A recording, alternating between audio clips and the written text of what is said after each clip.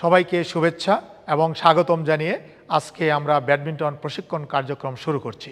আমরা এখন সিঙ্গেলসের কিভাবে অনুশীলন করব সেটা দেখাবো। আমরা আগে দেখিয়েছি 6 পয়েন্টে যেতে হবে এবং শাটল খেলতে হবে, কোন পয়েন্ট থেকে কী কী স্ট্রোক খেলতে হবে সেটাও আমরা দেখিয়েছি। আমরা একটু প্র্যাকটিক্যালি এখন দেখি। Spin, spin, block, block, smash, smash. আমরা কি বুঝলাম? সে যখন শাটলটা উপরে পাচ্ছে সে স্ম্যাশ করছে, কারণ তাকে জিততে হবে।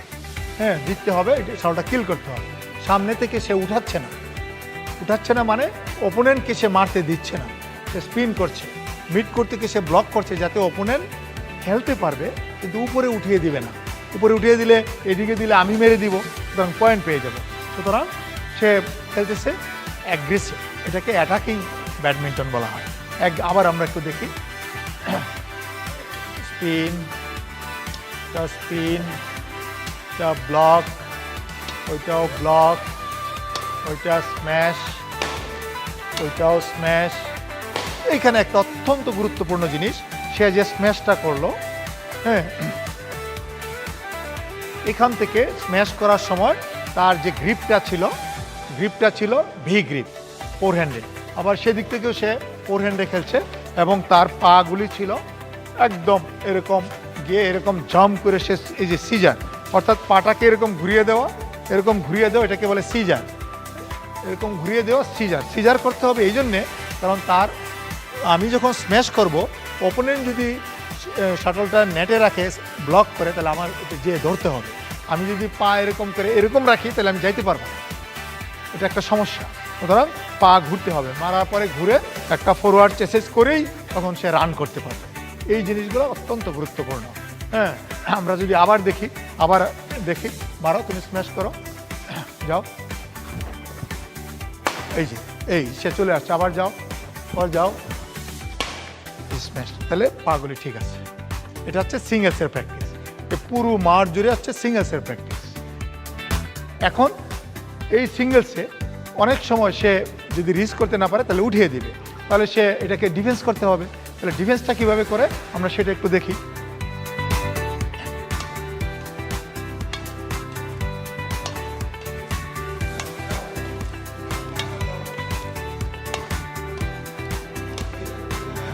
তাহলে এটা ছিল সে ব্লক করছে। আরেকটা হচ্ছে যে সে পিছনে মারবে, ওটাকে সে লিফট করবে। হ্যাঁ, পাওয়ার ডিফেন্স যেটাকে আমরা বলি। হ্যাঁ,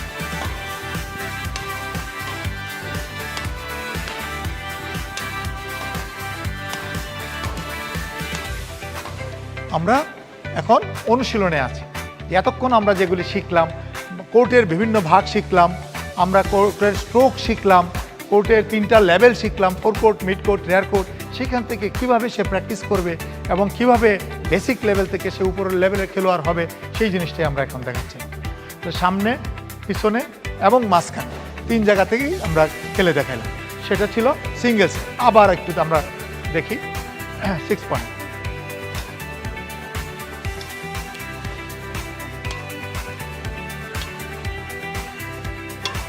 স্ম্যাশ, সে জাম্প করছে, পা সিজার করছে এবং সে একটা ফরওয়ার্ড চেসেস করে আবার কোর্ট কভার দিয়ে সে মাঝখানে চলে আসছে। এই জিনিসগুলি অত্যন্ত গুরুত্বপূর্ণ। আমরা সিঙ্গেলসের দেখলাম, সব কিছুই শিখলাম, স্ট্রোক শিখলাম, ফুটওয়ার্ক শিখলাম, ডিফেন্স শিখলাম, অ্যাটাক শিখলাম। এখন আমরা ডাবল সেট হবে। একটা হচ্ছে ফোর কোর্ট আর মিড কোর্ট, অর্থাৎ সামনের আর মাঝখানের একসাথে খেলবে, আর মাঝখানে আর পিছনে আবার আরেকজন খেলবে। যেহেতু 2জন প্লেয়ার, ডাবল সেট থাকবে 2জন প্লেয়ার। তো এটা কীভাবে খেলবে, কী প্র্যাকটিস করবে এবং কোথায় খেলবে, কি স্ট্রোকের নামগুলো হবে ট্যাপ, অর্থাৎ ট্যাপের উপরে মারলে এটা হচ্ছে ট্যাপ। তারপরে স্লাইস খেলবে, স্পিন করবে, যে সামনে থাকবে, আর যে পিছনে থাকবে সেটা আমরা পরবর্তীতে দেখাচ্ছি। সামনেরটা ট্যাপ স্ম্যাশ।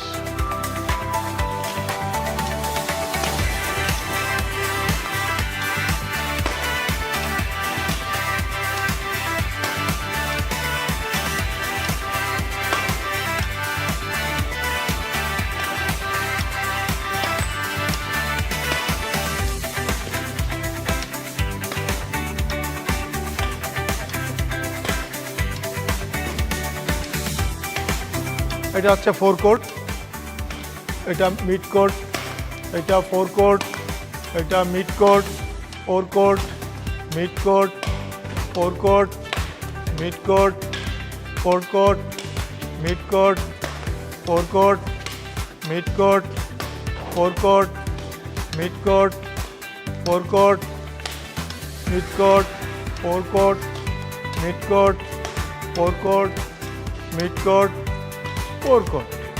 এই অনেক সময় আমরা মিক্স ডাবল খেলি, একটা ছেলে একটা মেয়ে থাকে, সেই মিক্স ডাবলের কম্বিনেশনটা কীভাবে হয়?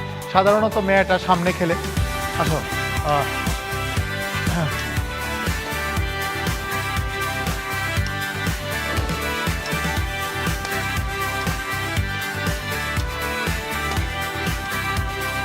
Very good, control.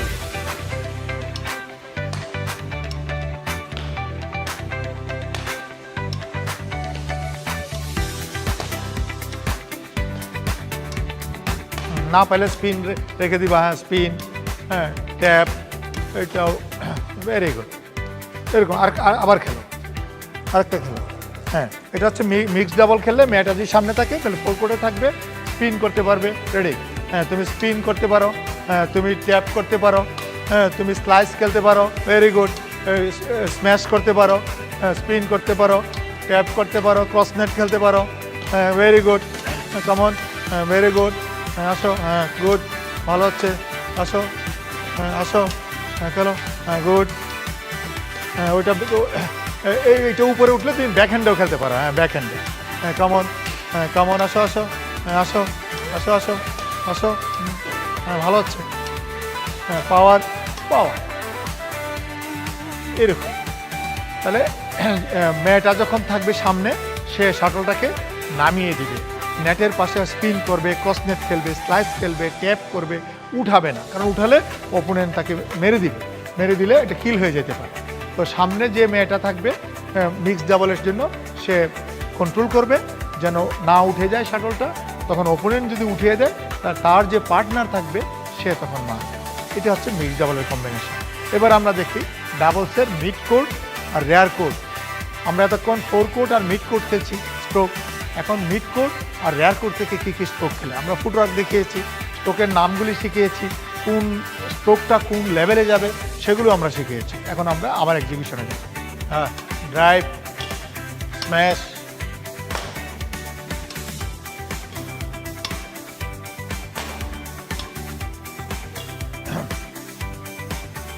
এগুলি আপনার র্যাকেট ধরাতে ভুল হচ্ছে। হ্যাঁ, 1 নম্বর হচ্ছে ফুটওয়ার্ক ঠিক হইতে হবে। ফুটওয়ার্ক যদি এরকম হয়ে যায় বা ওরকম হয়ে যায় তাহলে হবে না।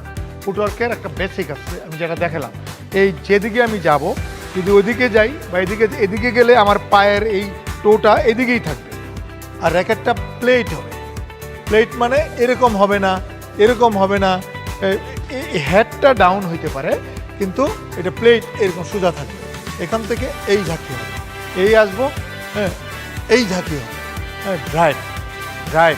আবার এদিকে যখন যাব, পাটা এদিকে থাকবে, তাহলে ড্রাইভটা কীরকম হবে? হ্যাঁ এই যে দিস ইজ কল্ড ড্রাইভ, হ্যাঁ এই যে দিস ইজ কল্ড ড্রাইভ, হ্যাঁ ড্রাইভ।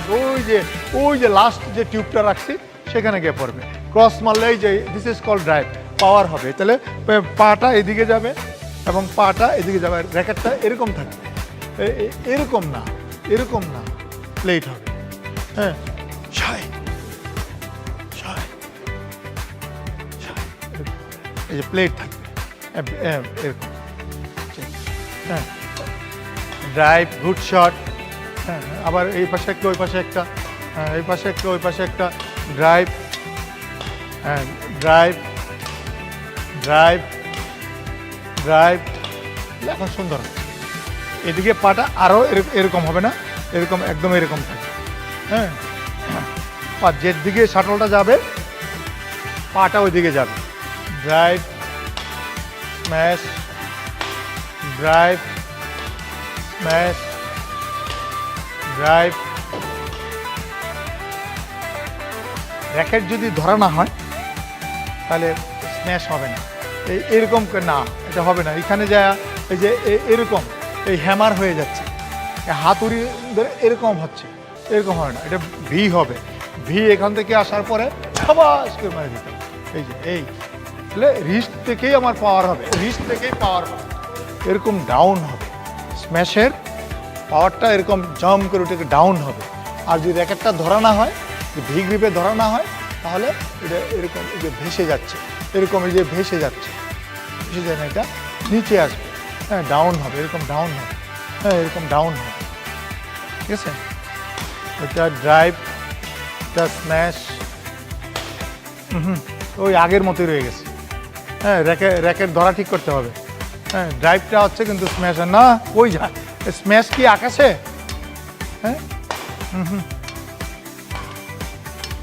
র্যাকেট ঠিক মতো ধরা হচ্ছিল না, যার জন্য স্ম্যাশ ঠিক মতো হয়নি। সুতরাং আমরা আবার দেখি, এটা ভি গ্রিপে, এটা পা সিজার হবে, হ্যাঁ পা পিছনে যাবে, সিজার হবে এবং জাম্প করে ভি গ্রিপে স্ম্যাশ করতে হবে। আমরা আবার একটু দেখি, ড্রাইভ, জাম্প করতে হবে, ফ্ল্যাট হয়ে যাচ্ছে,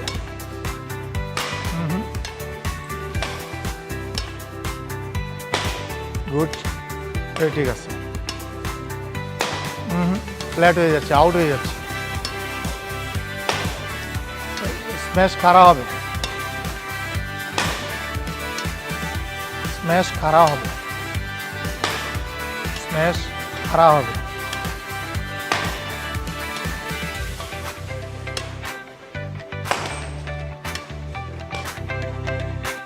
আমরা এতক্ষণ দেখলাম র্যাকেট ঠিক মতো ধরা না হওয়ার জন্যে স্ম্যাশটা ফ্ল্যাট হয়ে যাচ্ছে, ড্রাইভ হয়ে যাচ্ছে, স্ম্যাশটাও ড্রাইভ হয়ে যাচ্ছে, এই লেভেলে উঠে যাচ্ছে, ওটা খাড়া হবে।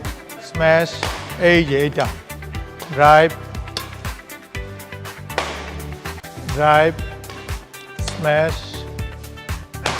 Drive, smash, drive, smash, drive, smash. এই হচ্ছে সঠিক অনুশীলন। তাহলে আমরা মোটামুটি সিঙ্গেলস, ডাবলস, মিক্সড ডাবলস সবগুলোই দেখাইলাম।